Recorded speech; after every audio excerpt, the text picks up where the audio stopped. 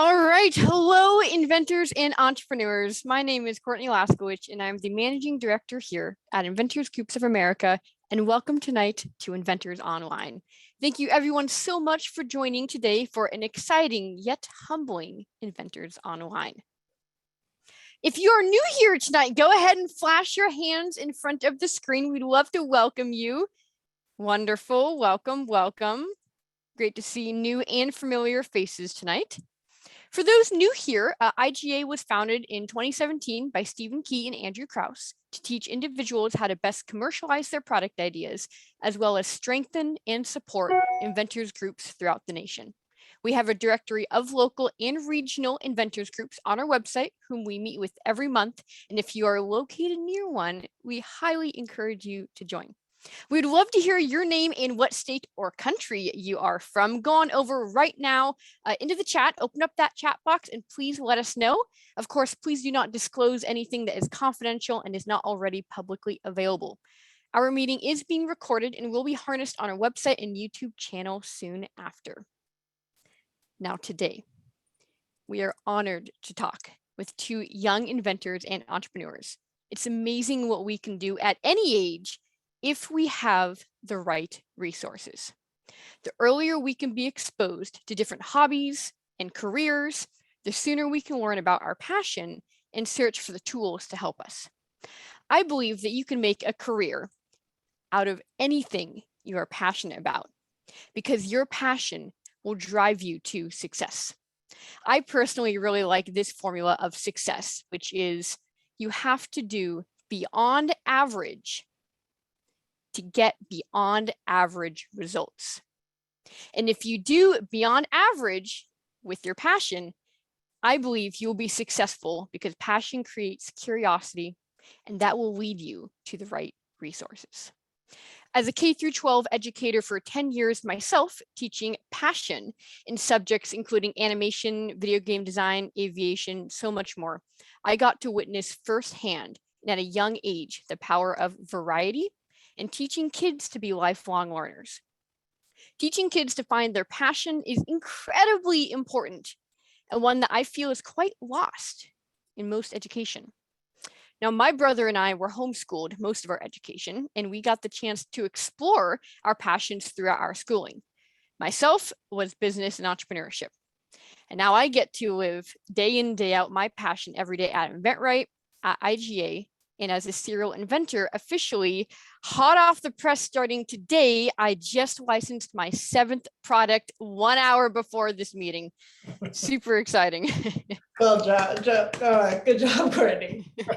Thank you so much. And then my brother, his passion was roller coasters. He was also homeschooled most of his education, and he now works at Universal Creative on rides as a mechanical engineer. This is what happens when you expose kids to their passions at a young age. They soar. I knew I wanted to start a business out of high school, and I did, but I had so many ideas, and I didn't want to keep starting a business after business, let alone going into debt. I found mentors.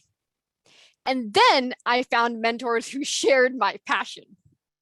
I started learning how to license ideas when I was 20. I secured my first licensing deal when I was 22 with 4 products. Finding resources that back not only your current goals, but your future goals is vital. And today we get to learn from 2 amazing young kids that also did it. Resources you can lean into for your kids and how to inspire curiosity and passion all tonight. Now I'd love to introduce our very first speaker. We are absolutely honored to speak with 2 amazing people. Our first one up, he is an inventor of OctoGift, a card that doubles as a candy dispenser.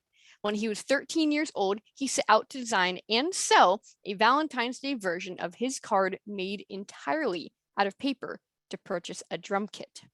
To his surprise, his Etsy shop sold out within hours, and people emailed to ask when more would be restocked. Get ready to meet the one and only Sebastian Flores. Thank you so much for the introduction. It's great to be here. Wonderful. Thank you so much, Sebastian, for being here. We're super stoked to have you, and we really appreciate you taking the time to talk with our audience. Now, our next inventor, or shall I say our next two inventors, they are the inventors and licensor of Bookie Cushion, a bookmark that doubles as a whoopee cushion. After he came up with the idea as a 12-year-old, he collaborated with his younger sister to design it and bring it to life. With her funding, they began selling the Bookie Cushion online on their own website and in a local candy store. After realizing how beneficial it would be to partner with a company that had excellent distribution, he studied the licensing business model via the InventYES program and secured a licensing deal with beloved novelty gift company Genuine Fred. Put your hands together to meet the wonderful Connor and Kenna Owen. Thank you so much for the kind introduction. It's amazing to be here. Kenna, is there anything you'd like to say? It's amazing to be here and I'm so excited. Wonderful. Thank you two for spending time with us tonight to talk. And with that said, Stephen, you have the floor. Well, thank you very much, Courtney, for doing such a great job. And I'm really happy to be here tonight because I think this creativity bug or spark happens at a very young age. It happened for me at a fairly young age, and I kind of lost it, but I found it later.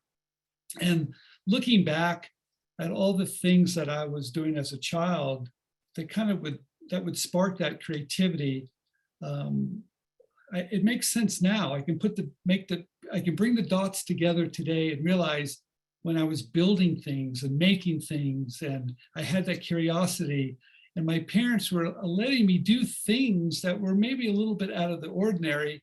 It all came together with the freedom to think differently. And so I'm really happy to have this webinar tonight because I think it can start at a very young age, and with these 2 or 3 young entrepreneurs, they're going to prove that it can.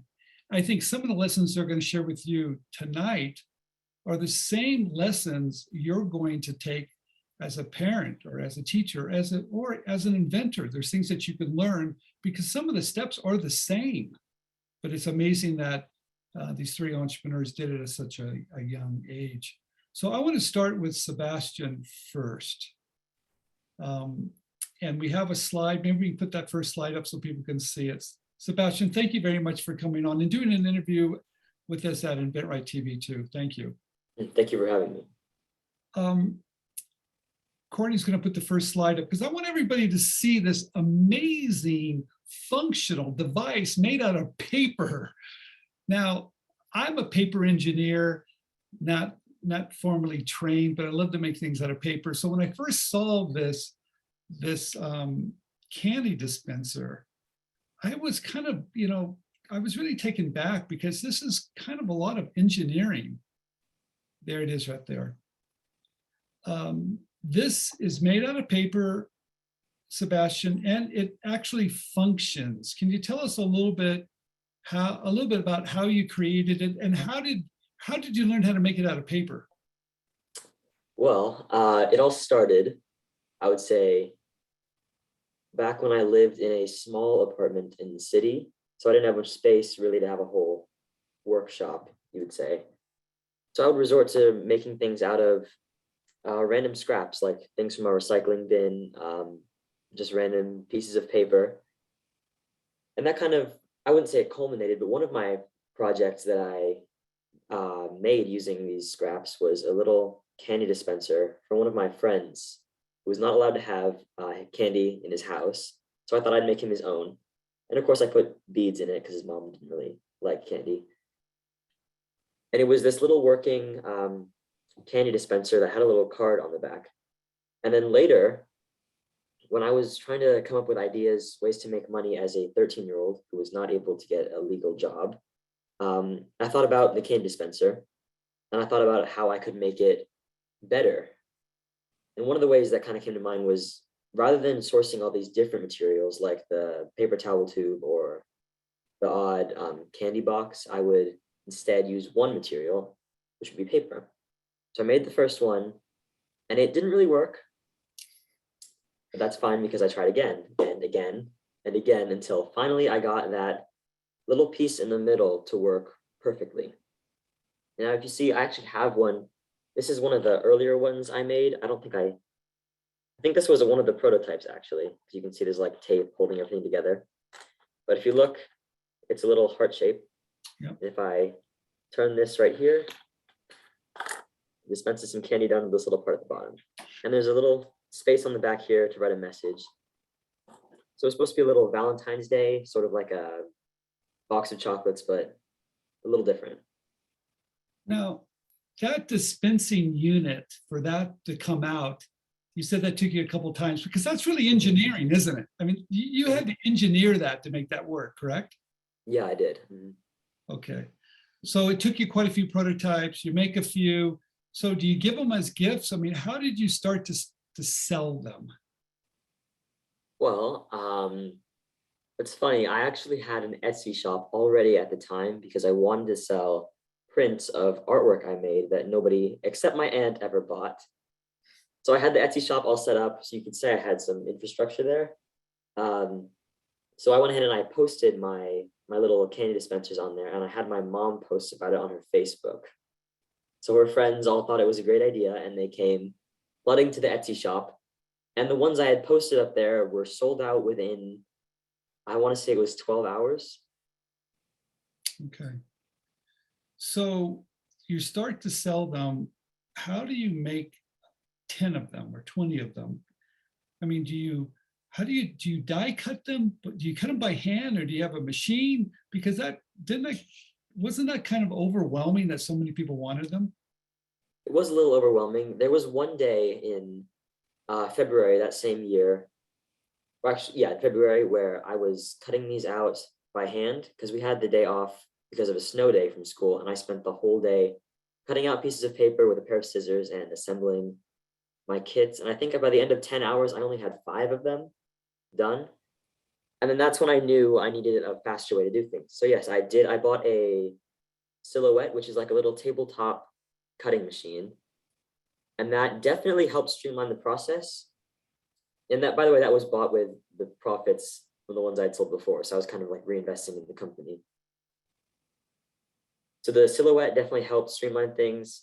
And then after that, I bought a die cutter. So that's like the thing where you have the dies that make the separate shapes and then you roll them through and they punch them out really quickly.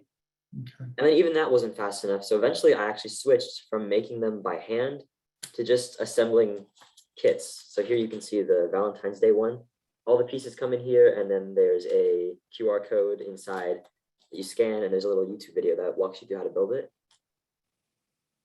So that kind of took away a lot of the time spent Okay. assembling them. So you figured out to let the people that purchased it to build it, they would feel good. It was an accomplishment to build it. It was easier for you to ship it. Mhm. Probably flat was even better. It just worked out beautifully.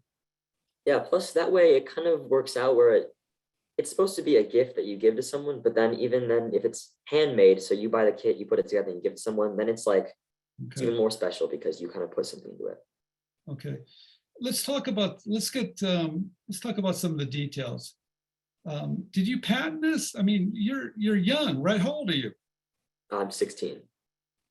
Can you patent? I mean, at 16, can you actually file for a patent? You can, and I have too, yes. I Wait. patent a, Did you file a PPA first, or did you file a patent first? PPA first, and then we filed the patent later. And who taught you how to do that? My mom, she hired a lawyer. And has that been issued? It has been issued, right? Yeah, I have both the design and the utility patents. Well, congratulations. That's really a big deal. So Thank you. that just shows you everything from engineering it to selling it to protecting it. You've done the whole 9 yards. Wow. So what's next? Wait, before we get to what's next, you've actually done some fundraising with that, right? From the schools, Mhm. right? Okay. How does that work? Well, I had a fundraiser from my high school last year. I was selling these ones that are supposed to be like a little cap and gown, and there's my school's logo on there, where every machine of those that was bought by the parents, like for their seniors, a percentage of it would go to a fundraiser for the seniors to have like a special day at the end of the year. Okay. So what's next for you? Are you creating more ideas? I know you're in high school. You're going to be a junior, I think you said. Mhm. Are you focusing on school? Are you still creating ideas? Are you still running your business? How do you do all those things? And what's next? Well, I actually, earlier this year, I decided that I don't know, I don't know if I felt burnt out or what it was, but I realized I wasn't really enjoying Octo Gifts anymore. So I decided to stop producing them, but I still like to go on things like this and talk about my experiences. Okay. I'm also a competitive swimmer, so I'm kind of focusing more on that now. Okay. But I do at some point want to I don't know, share my experiences on a bigger stage, I guess. And you told me that you want to go to college, and it sounds like the college you want to go to is really heavy in the science and engineering. Is that correct? Yeah. Wow. How much participation did you have from your mom? In the actual design aspects of it, well, the way we divided things, because she helped me very heavily, I would handle the whole ideation, like creating the actual products, and I would produce them. And then she would handle all the business side of things, like the lawyer or Okay. dealing with the C Corp and everything that comes with that. Did you ever want to give up during the whole process? There were a few times, yeah. Okay. How do you keep going? Was it the inspiration from your mom or your friends, or you just said, I'm going to keep continuing? But how do you keep going if you get discouraged? I think it was a little bit of everything. Like I said, my mom was there the whole way, so she helped me through a lot of that. There were many times where we would stay, I don't know, I would come home from practice and we would be just talking on the couch about OctoGifts and just plans, or she would help me talk through things like that. Okay, wonderful. Sebastian, thank you very much. We're going to come back to you in just a minute, but I want to jump over and talk a little bit about this other young entrepreneurs that created something that's pretty close to my heart, because it's really kind of silly and fun and puts a smile to your face, because Connor had licensed his product into the novelty gift industry. Connor, let's talk a little bit about your journey and how did you get started creating this wonderful product that you licensed? So it's a pretty funny story how it started. So my sister and I, we had always begged our parents for a dog, but they never wanted to deal with the work involved with it. They wanted to be able to travel, and they didn't want to have to pay for the dog over its lifetime. But we kept begging and pestering them. And eventually they told us that we could get a dog if we could raise $10,000 to support it over its life. So at first we thought we might be able to make like a lemonade stand or something in order to raise that money. But pretty quickly we realized that it would probably take years in order to do that. So we started coming up with products. And at that time I was 12 years old and my sister was 9 years old. So a lot of the products we were thinking of were involved with potty humor. So one of the first ones we came up with was the book fart. Let's talk about this, because one of the lines that you said to me was, I think, I'll never forget it. It says, who doesn't like to read and fart at the same time? Who came up with that? Was that your line? Is that? Yeah, that was my line. I would never come up with something like that. I was pretty immature at that time when we started working on it, but. Okay, so you have an idea. How do you go from an idea to actually getting one made? Because you got some made, didn't you? Yeah. How do you do that? Kenna, do you want to talk a little bit about this? Because she was heavily involved with the designing aspect. So we started out by buying really small whoopee cushions off of Amazon. And then we made our own prototype by sandwiching it in between two pieces of paper and then just blowing it up and seeing if it worked. But we quickly realized that a rectangular shape would be closer in size and it would just look more like a bookmark. And so I got to work drawing because, I mean, I have more artistic. Yeah, she's a better artist than I am. No offense to him, but so I drew the original prototype on a piece of paper with All the Dimensions. all the dimensions and measurements for it. It actually took a little bit of experimentation in order to find the perfect size. But once we got that all figured out, I sent over all the drawings and everything to a manufacturer that we found through Alibaba, and they were able to send us 50 prototypes. Really? Who made your first, who put the artwork on your first prototype? Because I think I saw a cell sheet. Who did that? That was my sister. So who made the first cell sheet? Was Kenna, did you make the first cell sheet? Because that was done very nice. So I helped him a lot, like with all the design and the color scheme, and then he did like the writing, and then I formatted it. Yeah. So we worked on it together. So I gave her like, we pretty much what I thought would be the best. Like I used the inventYES tutorials in order to help make the cell sheet. And then she worked on all the formatting, all the design on it. Kenna, how old are you? I'm 11, but I'll turn 12 in September. Okay, very good. Well, I guess you can't, I guess you should start early. Congratulations. I have one of them here, and I have to tell you, when I first saw this, I had such a smile on my face. And you gave me a link to Instagram, which is a nice little video. And it's got how many views on there? How many views on Instagram of your product? 1.3 million. Wait a minute, how many? 1.3 million. Just a few. A lot of comments too, correct? Yeah. Okay. When you first sold it, you made some of your own. You took them, you rode your bike down to the local store and put them in there. Yeah. Didn't you? Yeah, exactly. And when you rode down to the store, what did you tell the owner? Hey, take these, sell them for me. What did you tell them? So at first we actually went to a bigger store, which was on like the main Avenue Street near our house. And we went in and we kind of pitched the idea to the guy at the front desk. And I really don't think he had much authority to do anything, but he just took them and said he would talk to the manager. And nothing ever really came out of it. But on our way home, we decided we'd go to this other smaller candy store, family owned, that we spent a lot of time in as younger kids. And we went in there, we just told them about how much we loved their store. And we told them about our idea. And they said they would be happy to sell them there. I bought some candy, so I think that helped. Yes, I'm sure that did help. Smart move, smart move. So you build a prototype, you get samples made, you sell them in. You actually did an ad too. Weren't you? You were on Facebook, right? Weren't you doing some Facebook? Yeah. Some of the videos and stuff we have on there is a little interesting, but.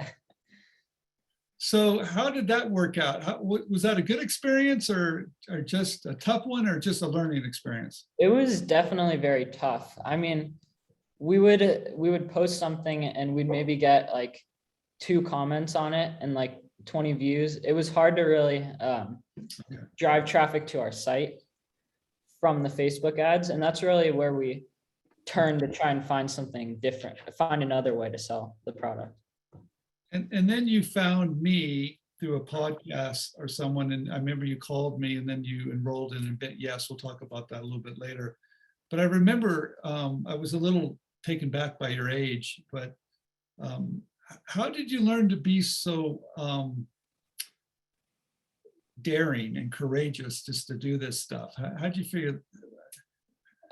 Definitely from my dad, because he has started a lot of a couple successful companies in the real estate industry. Okay. And he's really pushed me to just be assertive in these kinds of situations and to not be afraid to reach out to people and ask for help. And I would write things and he would also help me edit emails and stuff like that. So he was definitely really helpful and gave me a lot of motivation to just reach out to more people. And the dog was definitely motivation for me. The dog was the big motivation. I love it. Okay, real quick, you come up with an idea, you have a prototype, you put them in a couple stores, you find out, you learn a little bit about licensing because you're learning these steps, how to license ideas. You put a sell sheet together and then you reach out to a company. How'd you do that? Well, when I called you, you gave me a couple companies that you recommended. So we went to the sites for those companies and we found kind of we found their contact pages for idea submissions, which is actually really easy to find for novelty companies because they're always looking for ideas. Okay. And once we had that, we just sent out emails to them saying we were recommended from Stephen Key. We showed them the sell sheet and just told them a little bit about our story. And Okay. it actually took 6 months for Fred and Friends to respond. That long? Yeah. I forgot we emailed them. Yeah, I had actually forgotten about it. Didn't you, were you ready to give up? Yeah, actually, that was a very dead period. I mean, we really didn't have much motivation then. Also, a large portion of it was on summer break. Okay. But actually, we did something interesting during that time. So even though we were a little bit discouraged, we were still trying to figure things out and contact people. So one of the people we actually contacted was, I don't know if you know Dav Pilkey, the author of the Captain Underpants series. No. It's a really popular kids series. So we contacted him to see if we could do some kind of partnership. And we actually got a response, but it didn't end up working out. So it's okay to reach out to people and just say, hey, I need some help, huh? Yeah, totally. I love that. Talk about fearless. 2 questions. Did you protect it with anything? I mean, is it just, did you file a PPA or patent or anything? Does it matter? We looked into it, but it was such a simple idea that there wasn't really much to protect. Okay. And when you got the notice back from Fred, how'd you feel? Was it like, were you happy or surprised or? It was definitely surprising, but it was very exciting. The first thing I did when I got it is I ran downstairs, told my parents, told Kenna. It was exciting. Well, congratulations, both of you. Job well done. And I really like how brave you are. It's amazing. Hey, everybody that's listening, come on. If you're shy about this, don't be shy, because you just have to reach out and get it done, just like these 3 entrepreneurs. I absolutely love it.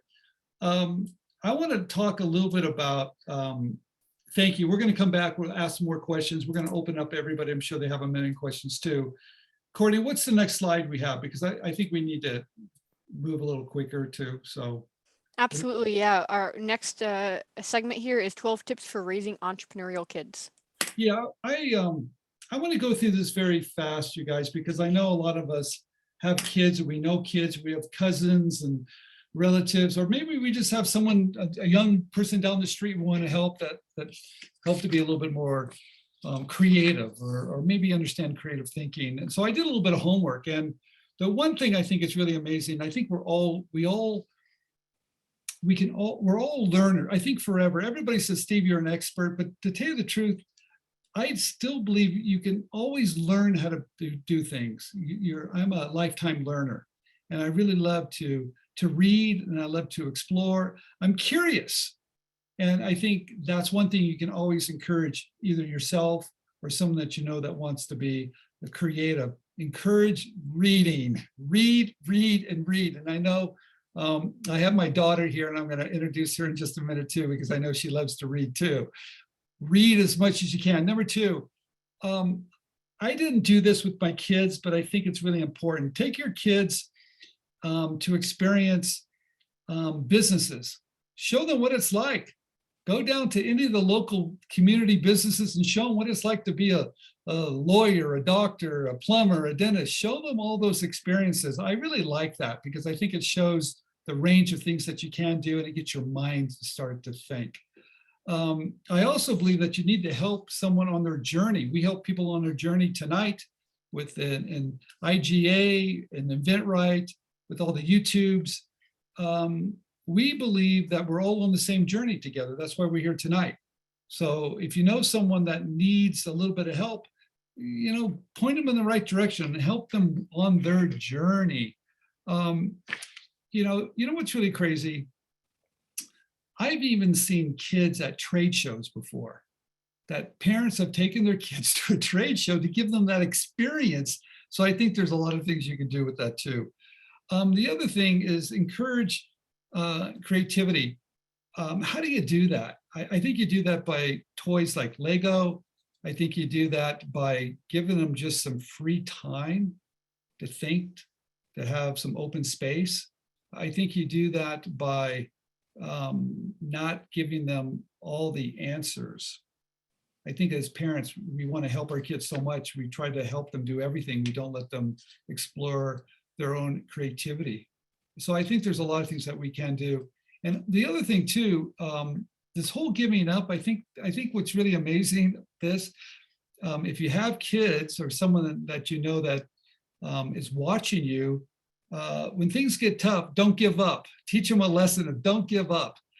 Because I think that's probably the number one tool all entrepreneurs have to have, is that I'm not going to stop. Even when people reject me, I'm going to keep on going. I'm not going to go through all of these, you guys, because they're up here, but I can tell you one thing. This journey about being creative for me has been a lifelong journey. And it's been a journey that I knew at an early age, not as early as these entrepreneurs, that I wanted to do this for my whole life. And I knew there was something truly magical about creating something that was in your mind and you actually see it, and then you actually see someone using it. That process of seeing that, I was hooked. And I knew that if I found something that didn't feel like work, if I found something that I wanted to do 7 days a week, I wanted to do on Sundays and Mondays and Tuesdays, I always wanted to do it. I'd probably never work a day in my life, right? So this whole creativity for me is probably the greatest journey that you can possibly be on. And when people say, hey, Steve, when are you going to retire? Retire and do what? This is what I want to do. You only retire if you're doing things you don't want to do. So that's the one thing I love about creativity. So these are just some 12 tips, you guys, that I think I know that are important.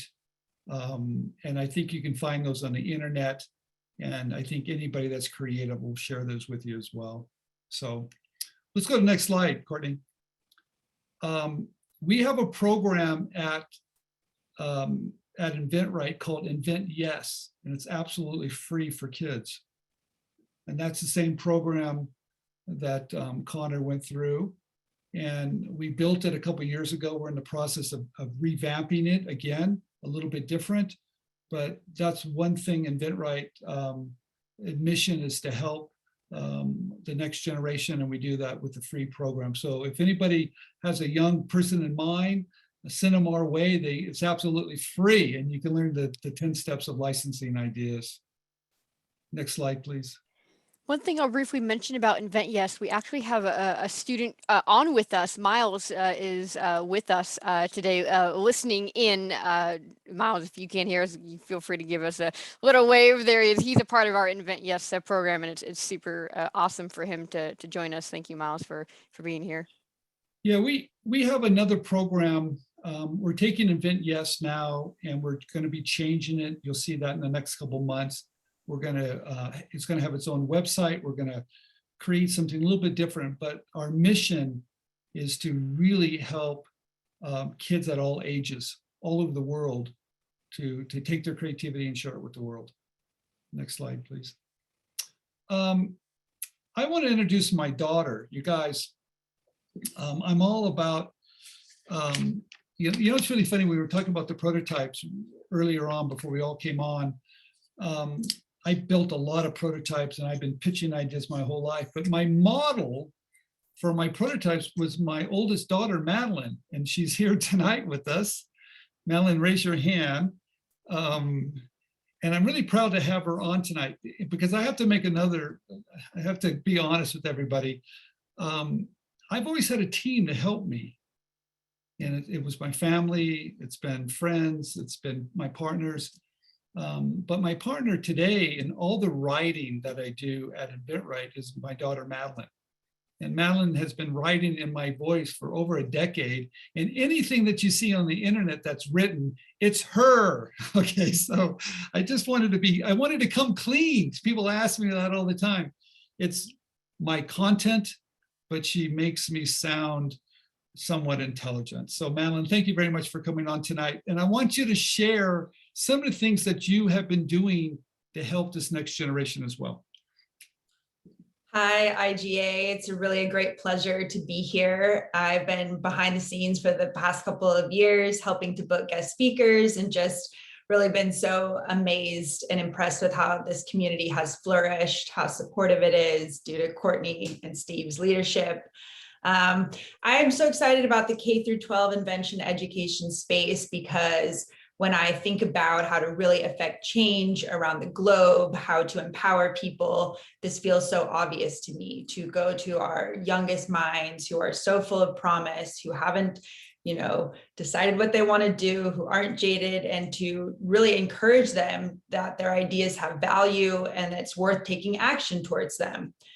For the past couple of years with Steve and with Courtney, we've been kind of studying the space, trying to find out who would be great partners, how we can add value to what they're doing, maybe even share about the licensing business model along the way. And so tonight, I just want to share with you some of the resources that we know. This is by no means an exhaustive list, but it is a good place to get started with the young people in your life. There's a great page on the USPTO site called USPTO Kids. You'll find things like activities for different age levels. You'll find interesting information about IP that's age appropriate, some coloring book pages.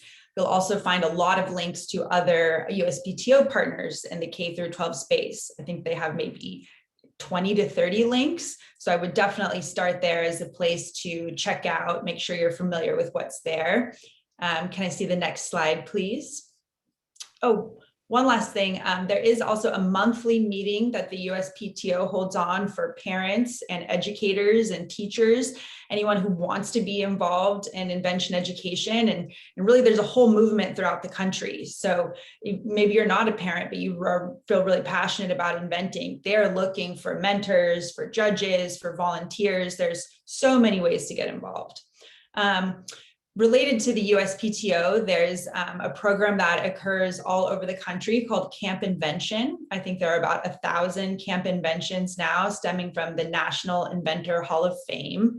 That's primarily K through 6. I believe they're week-long programs. And on their website, you can search for a local program near you. They also have additional curriculum resources that I would also recommend checking out. Next slide. Forgot to mention first robotics. I've had the amazing opportunity to interview some teens who do first. And what's really cool about this program, this is for high school students who make teams that are challenged to build industrial-sized robots. Those robots play a field game in alliance with other teams. They fundraise, they come up with team brands. And so this is really a more STEM-oriented program than necessarily invention per se. But what I really love about this is it's team-based. So you're mimicking what it would be like to work on a team for a company developing an innovative product. So they're also looking for graphic designers. They're looking for creatives. They're looking for people who can communicate tech to a non-technical audience. So if a young person in your life is interested in STEM, wants some really hands-on knowledge, that this organization has such a high reputation, I would definitely recommend seeking out a FIRST program to check out. Next slide, please. So like I said, the invention education movement has been going along for a while now. The Henry Ford Museum in Detroit, Michigan, stemming from the Connecticut Invention Convention program, now hosts a yearly competition. There's a bunch of states that have affiliate programs. So if you're curious about Invention Convention, I would visit the website and find your local state affiliate. This program is really cool. It's K through 12. The inventor is asked to come up with the problem they want to solve, and then to solve that problem, they ideate, they do design thinking, they make prototypes, and then they end up pitching those prototypes, all leading up to an actual nationals competition and even globals. Courtney, Steve, and I had the chance to judge some inventions last year, which was really incredible to see, a 6-year-old seamlessly present their invention to you. And you just realize these skills are almost innate. They're so human. We have the desire to create, and we want to share that creativity with others. Next slide, please. Global Innovation Field Trip. This is an amazing program put on, I believe, by Julie Shively, and it occurs every couple or few months. It takes place all over the world, and it really is 24 hours online where inventors and educators and anyone who's excited about the space can make a presentation. So you don't need to enter a contest. You don't need to be associated with any organization. This is a way to come together, celebrate the inventing community for all ages. Very, very cool. I believe the next one is happening July 16th and 17th. So you also, if you had a young person in your life, you could just tune in. And they've had presentations, I think, on their websites. It's incredible. It looked like 100 countries. So it's living up to its name and that it's global. And then finally, all right, thank you, Courtney. The Conrad Challenge, another phenomenal program for you to be aware of. This is for high school students in particular. It's based all over the world. Anyone can enter. They're looking for teams of students to solve pressing problems in some really serious industries, including aerospace and aviation, cyber technology, health and nutrition. And somewhat similar to Invention Convention, they develop the invention, they take steps to prototype it, they actually end up pitching it, they might file IP as well. And this program is stemming from the incredible woman named Nancy Conrad, who is the wife of the late astronaut Pete Conrad, and NASA is one of the sponsors of this challenge. Definitely recommend if you know a younger person who's really into STEM, really excited about inventing. A lot of the prizes are full scholarships to colleges in the US. So it's quite a serious, legit program. And I think that about covered. There's a couple more that Courtney will talk about actually. Yeah, so ROV, there's elementary, middle school, and high school that you can do ROV for. ROV stands for Remotely Operated Vehicle, and so you learn how to build exploratory vehicles, robots, essentially, for usually it's based on an ocean exploration. There's lots of different challenges, and of course, yeah, there's different levels. This is kind of the other side of the first LEGO League. Again, it's sometimes they have different chapters from the actual school itself, or you can create your own club, so to speak, to be able to compete. I did ROV in high school. We actually, for the year that I did it, we won internationals in Washington. Phenomenal experience. Highly, highly recommend it. And of course, it's also age appropriate, and you can immediately get into it in elementary school. So that's super fun. And then lastly is the Chitag Kids programs. They have a lot of programs. They have a phenomenal site and a lot of really awesome resources for parents and for kids. They do a Young Inventor Challenge each year, and I would highly recommend taking a look at their website because there's all sorts of things that you guys can do, different activities, things you can do at home that's unrelated to a challenge if it's a different time during the year and you want to get your kids involved. This is a really great place to start. Let's mention this and then we'll go and ask some questions real quick. Everyone, next month we have a very special event. Madeline, would you like to talk a little bit about it? Yes, I will. You have probably heard now, there is a new director of the United States Patent and Trademark Office, and her name is Kathy Vidal. She has only been in the role for maybe a few months now, but she's already making huge waves. There seems seemingly a new report or statement from the USPTO almost every day. She's at a bajillion events. So we are feeling really fortunate and excited to have 30 minutes of her time to ask her, what do inventors need to know about the patent system in 2022? Steve has come up with a list of questions she's not being asked other places that kind of get to the issues we really care about. And we'll find out what she has to say and what direction she's going to take the patent office in. So I hope you'll be able to join us. Thank you very much. Thank you. Let's open the floor, Courtney, to see if anybody has any questions. I know we have 10 more minutes left. And maybe anybody has questions for these young entrepreneurs. Let's take a look in the chat here. Lots of really kind, phenomenal comments. This has been awesome. I love this. Kids are great. Let's see if there's any questions here.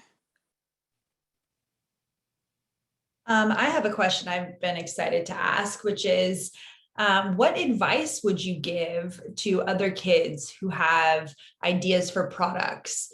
What would you say? Sebastian, you first.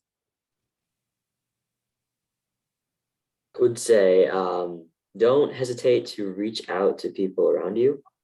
Like specifically, I first asked my mom to help me with this. And then from there, she found a lot of helpful like incubators and group settings, like just around us, full of other like-minded people or people who have experience with startups and like intellectual property, everything like that, that were able to help us through all of them.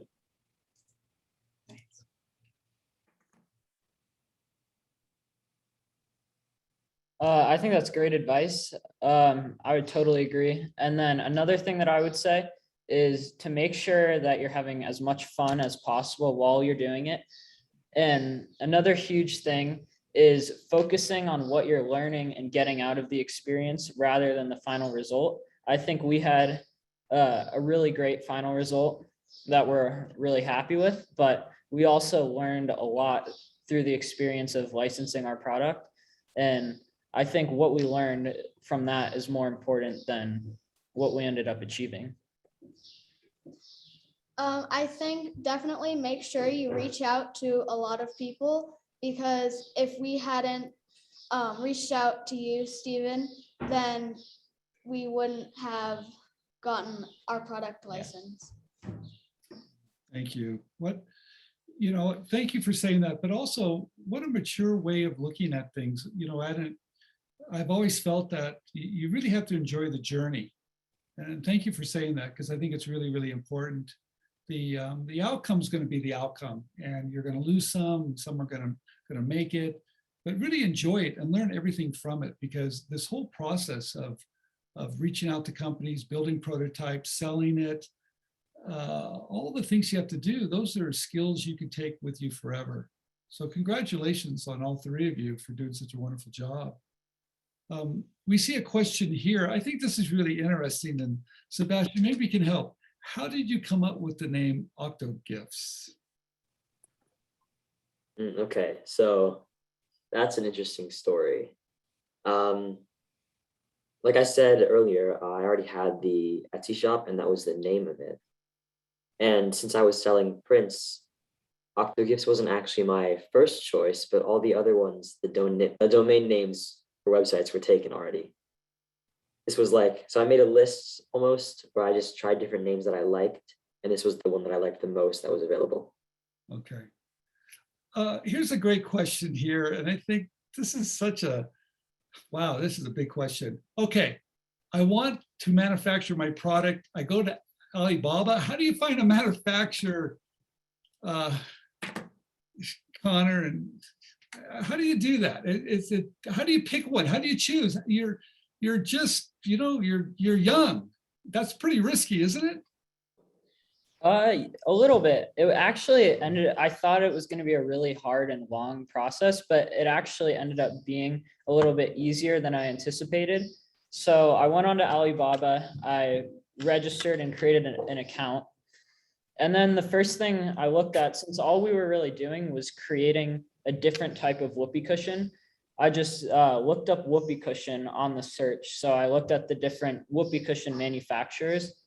I tried to find one of the cheaper options, and then I just contacted like 10 of them and asked if they would be able to make the whoopee cushion, the rectangular whoopee cushion, which I was also unsure at the time if they'd be able to do it, because I had never seen a rectangular whoopee cushion before. I looked it up, and there had never been one made.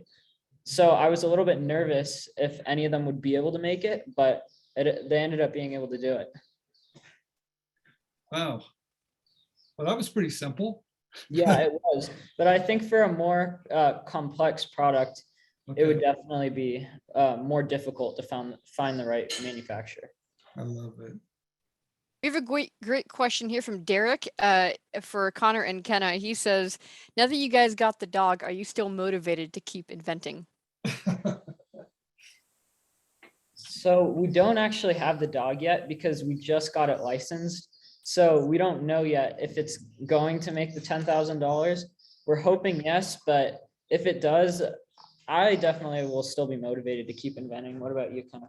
So I realized through the process that it's not just about the money, and I actually enjoy coming up with products and designing them. So definitely. Yeah, it's just fun, and it's another thing that I can do in my free time. And yeah, I'm already working on new ideas right now. Kenna, what grade are you going into?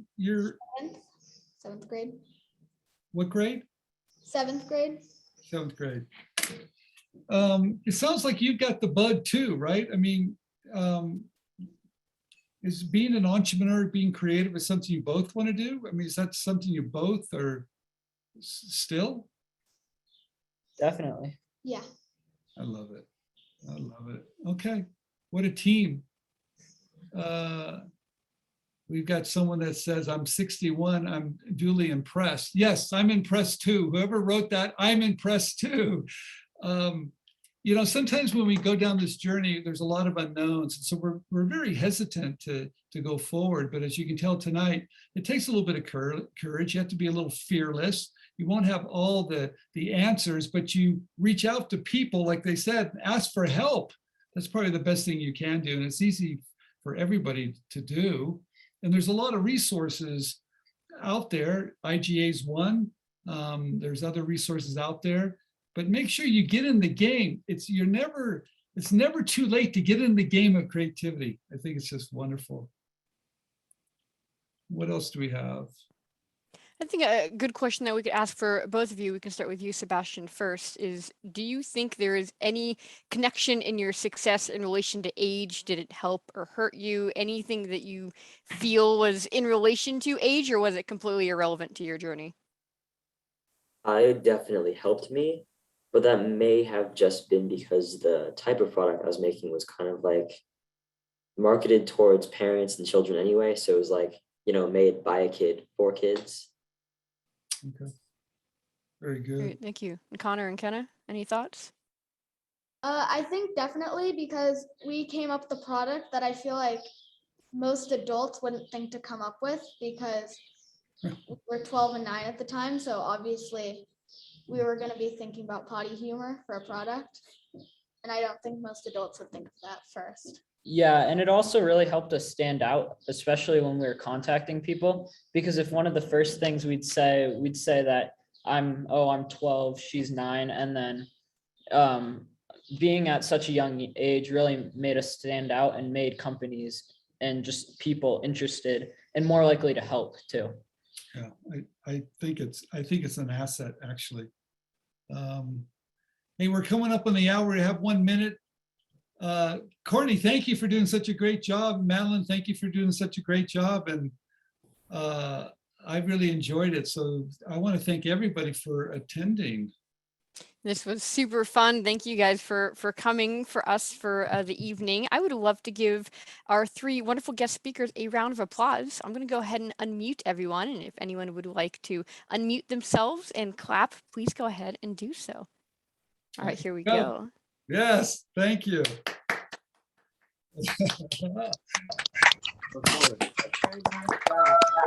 Yeah. Let's go.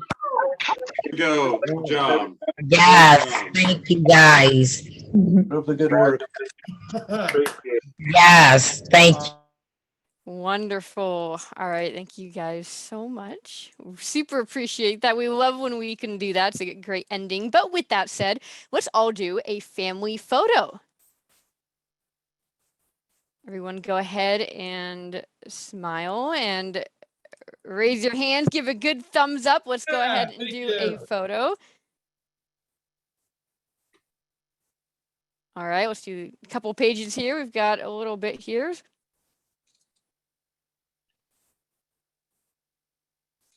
All right, thank you very much. Stephen, do you have any final things that you would like to mention before we go here? No, I think this was really a very special webinar that we've never done before. And hopefully we can do more. And I just want to thank our young entrepreneurs for coming on and being so amazing. You know, you came on, and I would think it'd be a little intimidating. You have adults all around the world that are showing up, and God, you're pros, and you're in your teens, and not even in your teens, and you're becoming pros. So thank you very, very much. You definitely inspired me, and I'm sure you inspired a lot of us tonight. So thank you. Wonderful. Thank you so much. Yeah, thank you. Do you guys have any last words as well, Sebastian and Connor and Kenna? Thank you for having us. It was really fun. Yeah, it was amazing seeing all the kind comments going throughout the webinar. I love it. Thank you. Thank you. Wonderful. All right. Thank you guys very much for coming to our Inventors Online tonight. We hope to see you in our next meeting in July so we can bring you more expert information in the areas you need help in. Thank you very much, everyone, and have a wonderful night. See you next month. Bye, everybody. Bye, everyone.